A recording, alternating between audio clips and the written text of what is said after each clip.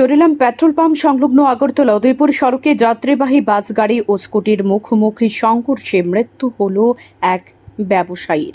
ঘটনাটি ঘটে শনিবার সকালে। জানা যায়, TR01C1389 নম্বরের দ্রুতগামী যাত্রীবাহী বাস গাড়ির সাথে চরিলাম পেট্রোল পাম্প সংলগ্ন এলাকায় স্কুটির সংঘর্ষ হয়।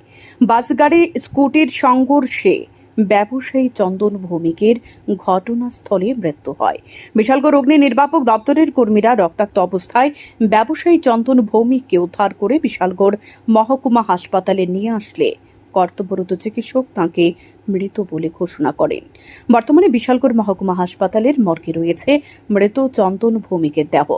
মৃত ব্যবসায়ীর বাড়ি চরিলাম ব্লকের অন্তর্গত শেখরিয়া এলাকায়।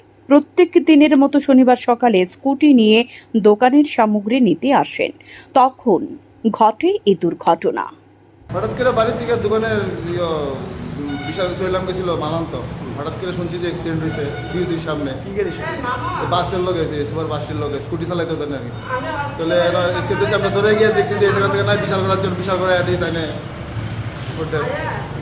নাম তার নাম চন্দন ভূমি। কি করতো? দোকান আছে তাই না?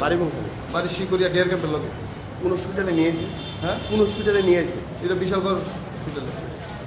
ব্যবসায়ীর মৃত্যুর খবর পরিবারের পৌঁছাতে সকলে ছুটে আসে বিশালগড় মহকুমা হাসপাতালে। ব্যবসায়ীর মৃত্যুতে শোকের ছায়া নেমে আসে গোটা এলাকায়। উল্লেখ্য, সিপাহীজলা জেলার বাড়ছে যান দুর্ঘটনা। প্রতিদিন দুর্ঘটনায় মৃত্যুর মুখে পড়তে হচ্ছে অনেক সাধারণ মানুষকে। বিশেষ করে জাতীয় সড়কে দুর্ঘটনা বাড়ছে।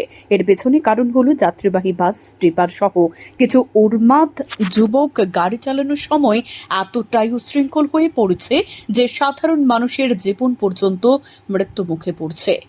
অথচ যারা পুলিশ প্রশাসন এবং ট্রাফিক প্রশাসন সম্পূর্ণভাবে উদাসীনতার ভূমিকা পালন করে চলেছে। শান্তন টিভি।